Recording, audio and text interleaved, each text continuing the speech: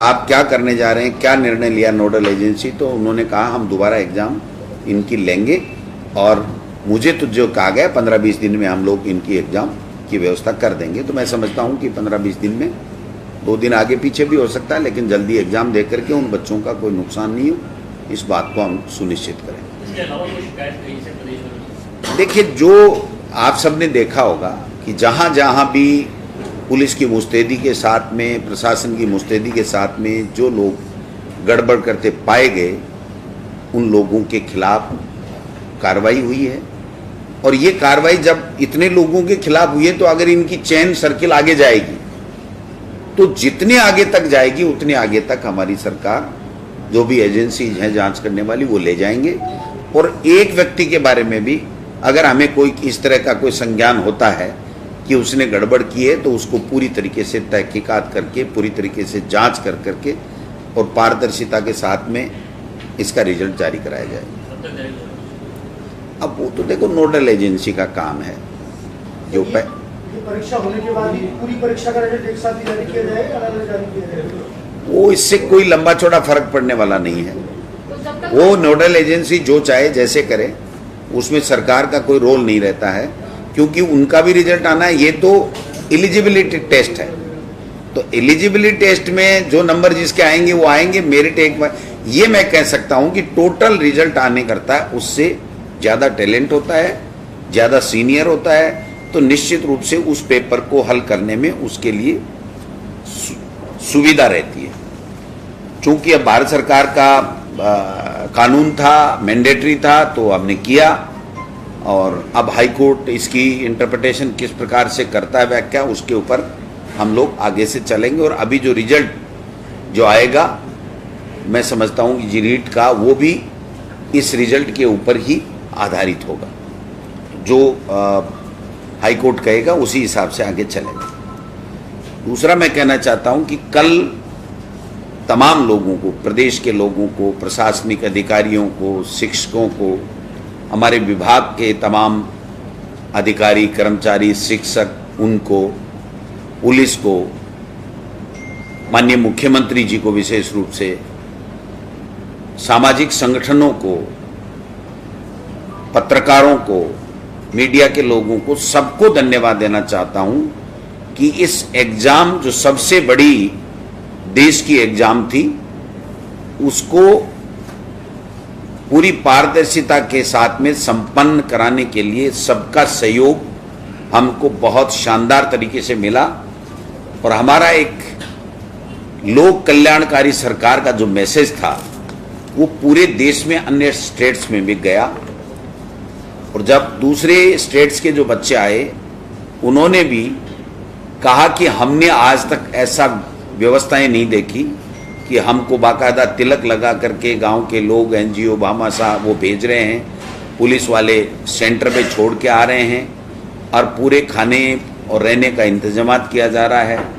तो माननीय मुख्यमंत्री जी ने जब बजट घोषणा की थी कि हम राजस्थान रोडवेज की बसों में फ्री करेंगे, तो जब ये संज्ञान में आया कि ये बच्चे राजस्थान रोडवेज की बसों में नहीं जा पाएंगे, तो मुख्यमंत्री जी ने एक बैठक बुला करके ये घोषणा की कि हम लोग सबको फ्री करेंगे, प्राइवेट बसों का अधिग्रहण करेंगे और उसका पैसा सरकार देगी। तो इससे बढ़िया कोई निर्णय मैं समझता हूं हो नहीं सकता।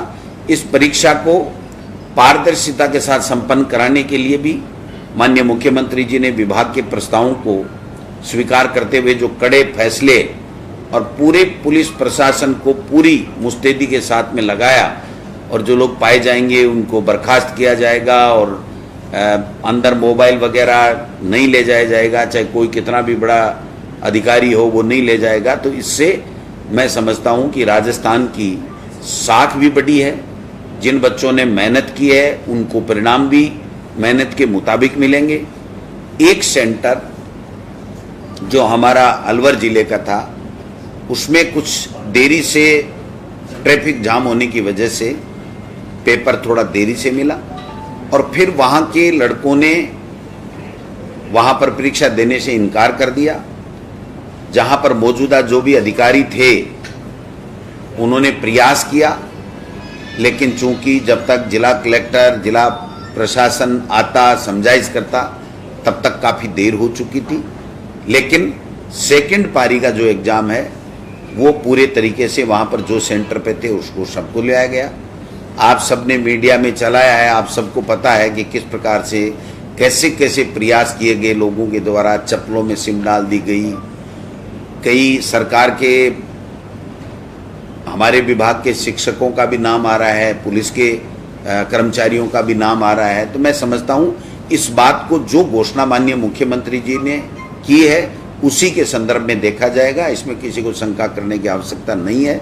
लेकिन मैं इतना कहना चाहता हूँ कि जो रीट का एग्ज़ाम 25-26 लाख बच्चों का जो राजस्थान में हुआ, जिसका गिनीज बुक में नाम लिखा जाएगा, अगर गिनीज बुक वाले हमारी बात मानेंगे तो, और जिस तरीके से शानदार तरीके से दिया गया, आप सोशल मीडिया में उनके कमेंट्स देखिए, जो बच्चे बाहर से, एमपी से, यूपी से, बिहार से आए, वो ये कह रहे हैं हमने ऐसा उत्सव कभी नहीं देखा। यानी अपनी एग्जाम को वो उत्सव के रूप में लोगों ने परिवर्तित किया। इसके लिए मैं विशेष रूप से तमाम जो भामाशाह और जो लोग इस व्यवस्थाओं में जुटे थे, सरकार के कार्मिकों की तो ड्यूटी थी, लेकिन वो जो लोग जुटे और जिस प्रकार से खाना और व्यवस्थाएं दी, मैं समझता हूँ हम उनको सैल्यूट करते हैं कि ऐसे लोगों ने एक अच्छा उदाहरण पेश किया जिससे हमारे राजस्थान प्रदेश का उन्होंने गौरव बढ़ाया है। मैं समझता हूँ कि ये सारी की सारी चीज़ें आपको बतानी इसलिए ज़रूरी थी कि कल सब लोग जिज्ञासा कर रहे थे किस प्रकार से होगा। अभी मैंने नोडल एजेंसी को, निदेशक महोदय को कहा था कि आप बात कीजिए कि हम इस सेंटर के बारे में और जो बच्चे उस सेंटर के ऊपर पर्टिकुलर रह गए उसके बारे में हम लोग क्या करने वाले हैं। इन्होंने वहाँ के चेयरमैन और सेक्रेटरी से बात की है, वो ये कह रहे हैं कि जो सेंटर पूरा का पूरा रह गया था उसका पेपर हम जल्दी से जल्दी दोबारा बनवा करके एक सेंटर पे या 2 सेंटर पे जैसे भी उनको ठीक लगेगा वो उनकी एग्ज़ाम हम दोबारा लेंगे और दोबारा लेने के बाद में हम लोग रिजल्ट जारी करेंगे। ये जो बात उन्होंने नोडल एजेंसी ने कही है। फिर भी अगर कोई दिगर बात आएगी तो विभागीय स्तर के ऊपर उसकी जांच कमेटी भी बैठा दी जाएगी। अगर कोई किसी तरह की कोई बात आती है ऐसी जिसके लिए जांच किया जाना जरूरी है तो उसकी जांच कमेटी भी हम लोग बढ़ा देंगे। जो पेपर पहुंचना चाहिए था 8:30 बजे, वो 10:20 के ऊपर पहुंचे। तो ट्रैफिक जाम होने की वजह से जो एक तरीके से प्रशासनिक चूक रही है, हालांकि उनको एक कह दिया गया है कि आपको इतना समय हम ज़्यादा दे देंगे, लेकिन हर तरह के लोग रहते हैं, उसके ऊपर वो राजी नहीं हुए और वो एग्ज़ाम नहीं हो पाई। तो ये एक त्रुटि मैं समझता हूँ कि प्रशासनिक व्यवस्था के ऊपर भी रही, लेकिन वो मजबूरी में हुई क्योंकि अब ट्रैफिक जाम होना किसी के बस में नहीं है, नेशनल हाईवे था। तो मैं समझता हूँ ये सारी चीज़ें हुई है, इसके लिए हम लोग उन बच्चों का नुकसान नहीं हो इसलिए हम ये एग्ज़ाम दोबारा लेंगे। अभ्यर्थी कितने थे? शायद 600 के लगभग थे। मैं क्योंकि नोडल एजेंसी अलग है तो हम इसमें ज़्यादा नहीं पढ़ते सरकार वाले, हम कहते हैं जो था। अभी मैंने पूछा कि आप क्या करने जा रहे हैं, क्या निर्णय लिया नोडल एजेंसी, तो उन्होंने कहा हम दोबारा एग्ज़ाम इनकी लेंगे और मुझे तो जो कहा गया 15-20 दिन में हम लोग इनकी एग्ज़ाम की व्यवस्था कर देंगे। तो मैं समझता हूँ कि 15-20 दिन में, 2 दिन आगे पीछे भी हो सकता है, लेकिन जल्दी एग्ज़ाम दे करके उन बच्चों का कोई नुकसान नहीं हो, इस बात को हम सुनिश्चित करें। इसके अलावा कोई शिकायत कहीं से प्रदेश में? देखिए, जो आप सबने देखा होगा कि जहाँ जहाँ भी पुलिस की मुस्तैदी के साथ में, प्रशासन की मुस्तैदी के साथ में जो लोग गड़बड़ करते पाए गए, उन लोगों के खिलाफ कार्रवाई हुई है। और ये कार्रवाई जब इतने लोगों के खिलाफ हुई है तो अगर इनकी चेन सर्किल आगे जाएगी तो जितने आगे तक जाएगी उतने आगे तक हमारी सरकार, जो भी एजेंसीज हैं जांच करने वाली, वो ले जाएंगे। और एक व्यक्ति के बारे में भी अगर हमें कोई इस तरह का कोई संज्ञान होता है कि उसने गड़बड़ की है तो उसको पूरी तरीके से तहकीकात करके, पूरी तरीके से जांच कर करके और पारदर्शिता के साथ में इसका रिजल्ट जारी कराया जाए। अब वो तो देखो नोडल एजेंसी का काम है। जो कि परीक्षा होने के बाद ही पूरी परीक्षा का रिजल्ट एक साथ ही जारी किया जाएगा, अलग अलग जारी किया जाएगा?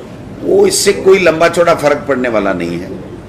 वो नोडल एजेंसी जो चाहे जैसे करे, उसमें सरकार का कोई रोल नहीं रहता है, क्योंकि उनका भी रिजल्ट आना है। ये तो एलिजिबिलिटी टेस्ट है, तो एलिजिबिलिटी टेस्ट में जो नंबर जिसके आएंगे वो आएंगे। मेरिट एक बार ये मैं कह सकता हूं कि टोटल रिजल्ट आने के बाद में सिलेक्शन की मेरिट बाद में बनाई जाएगी। बड़ोदरा जी, जिस तरह से इस बार सख्ती हुई है, तो आने वाले एग्जाम के अंदर भी इसी तरह की सख्ती देखने को मिलेगी या इससे भी और ज्यादा जो है सख्ती? बिल्कुल, देखिए अब इससे कई चीजें सूचनाएं मिली हैं कि किस तरीके से ये लोग बाग नकल कराते हैं, कैसे कैसे गिरोह सक्रिय रहते हैं, कैसे कैसे मिले हुए होते हैं। तो जो हमें इन चीजों का पता प्रशासन को पता चलता है, तो उससे आगे के समय में उनको और ज़्यादा अच्छे तरीके से और ऐसी नकलें नहीं हो या गड़बड़ियाँ नहीं हो, उसको रोकने के लिए हम लोगों के पास में जो एजेंसीज हैं उसको क्लू मिलते हैं, और जिससे और ज़्यादा बेहतर तरीके से आगे के एग्जाम्स हो सके।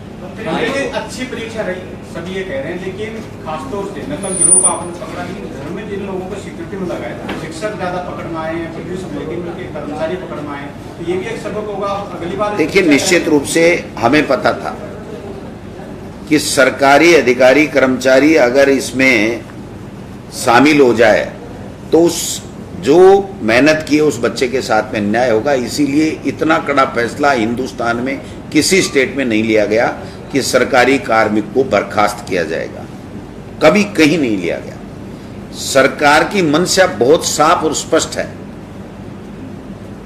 कि हम लोग ऐसे लोगों को कतई नहीं बख्शेंगे।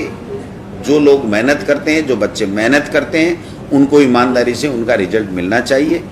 तो मैं समझता हूं कि जिन जिन कार्मिक पाए गए हैं, अब इतने बड़े अथाह समूह में 8 करोड़ लोगों में आप किसको क्या कैसे पहचान सकते हो?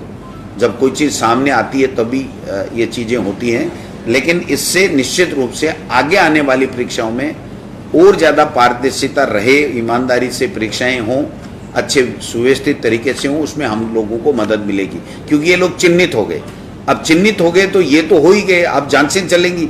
जब जांचें चलेंगी तो इनके आगे तक कहाँ तक कनेक्शन है वो भी जाएगा। तो एक तरीके से इनके जड़ तक पहुंचने में सरकार को मदद मिलेगी। एक सवाल है कि कल बहुत सारे सेंटर पे ये देखने को मिला कि सेकंड लैंग्वेज किसी ने पंजाबी भर रखी थी, किसी ने सिंधी भर रखी थी, वहाँ पेपर पहुँचा ही नहीं। और आनंद कानून में दूसरे सेंटर से जब पेपर मंगाया गया तो कोड अलग हो गए, समय काफ़ी बर्बाद हो गया। तो क्या ऐसे विद्यार्थियों को राहत मिली? हमारे संज्ञान में ऐसी कोई चीज़ नहीं है। ऐसा कोई भी मामला हुआ होगा तो वो नोडल एजेंसी माध्यमिक शिक्षा बोर्ड को अपने लिखित में शिकायत दे, वो उसके ऊपर परीक्षण उपरांत जो भी निर्णय लेंगे वो उनको लेना है। सरकार का इसमें कोई हस्तक्षेप नहीं। बहुत से परीक्षार्थियों का ये भी आरोप है कि उनको खुले पेपर मिले और ऐसा एक सेंटर पे नहीं हुआ, एक से ज्यादा सेंटर्स पे हुआ। ये सब गलत बात है। ये तो जिसकी तैयारी नहीं होता है वो तरह तरह की बात लगाता है। बहुत से विद्यार्थियों के खोलने की जरूरत कहाँ थी? अगर खुले तब तो एक पेपर ही खुल जाए। सारे पेपर कोई खोलता है क्या? तो खोलने वाला, जब हमने वीडियोग्राफी जहाँ से पेपर उठ रहा है वहाँ से लेकर के बढ़ रहा वहाँ तक कराई है, तो ऐसे किसी का ये कहना मैं समझता हूँ बिल्कुल गलत है। इस तरह की कोई शिकायत ऑथेंटिक रूप से किसी के सामने नहीं है। पेपर आया 1.5 घंटे पहले आया गया कि एक कांस्टेबल के फोन पर पाया गया तो पुलिस ने मामला पकड़ा, तो क्या इसे माना जाएगा? उसको तय तक जाएंगे कि कितने लोगों तक ये पेपर पहुंचा है, उन सब के खिलाफ कार्रवाई होगी। उनका इस रिजल्ट से कोई लेना देना नहीं रहेगा। अच्छा सर, जो हाई कोर्ट में अभी पेंडिंग है मामला आपका बीएड वाला, तो जब तक वो क्लियर नहीं होगा तब तक क्या रिजल्ट घोषित होगा या निश्चित रूप से देखिए, जो कोर्ट का आदेश को देखना पड़ेगा। जो मुझे मेरे संज्ञान में लाया गया है कि कोर्ट ने अभी इसको परिणाम के लिए बीएड वालों के परिणाम के लिए रोक रखा है। तो निश्चित रूप से कोर्ट का हम लोग प्रयास करेंगे कि जल्दी से जल्दी इसके ऊपर मेरिट के ऊपर जो भी डिसीजन कोर्ट करे जिससे हम लोग आगे बढ़ सकें। तो इसके लिए हम एजी साहब से आज मैं स्वयं भी बात करूंगा और विभागीय अधिकारियों को लगाएंगे कि हम जल्दी से जल्दी कोर्ट से इसमें जो भी निर्णय आए वो लें। सर, आपको लगता है कि जिस तरह से ये व्यवस्था हुई है, हर एक जिले में दूसरे जिले में जा रहे हैं, क्या हर एक जिले में अलग से इंडिविजुअल हो ताकि ये जो तैयारियां आप लोग बार-बार आपको नहीं करनी पड़े कि इंडिविजुअल हर एक जिले के एग्जाम? अब देखिए, ये तो जो नोडल एजेंसी होती है उसको तय करना होता है लेकिन समय समय के ऊपर जब एग्जाम्स होती हैं, उससे जब जो अनुभव मिलते हैं, उस अनुभव के आधार पर आगे की जो परीक्षाएं होती हैं उसमें जो भी निर्णय लेने होते हैं तो वो लेते हैं। तो मैं समझता हूं कि इसके ऊपर मेरा ये कहना कि ऐसा होना चाहिए, ऐसा होना चाहिए, ये कतई ठीक नहीं। सर आज से प्राथमिक स्कूलें भी खुल गई हैं, प्राथमिक कक्षा 18 महीने बाद में खुली। बच्चों का, अभिभावकों का, आप सबका, क्योंकि आपके बच्चे भी तो पढ़ ही रहे हैं ना। तो निश्चित रूप से इस कोरोना के कारण से जो 1.5 साल का दंश जो हमने झेला है वो कभी भूलने वाला नहीं है, लेकिन फिर भी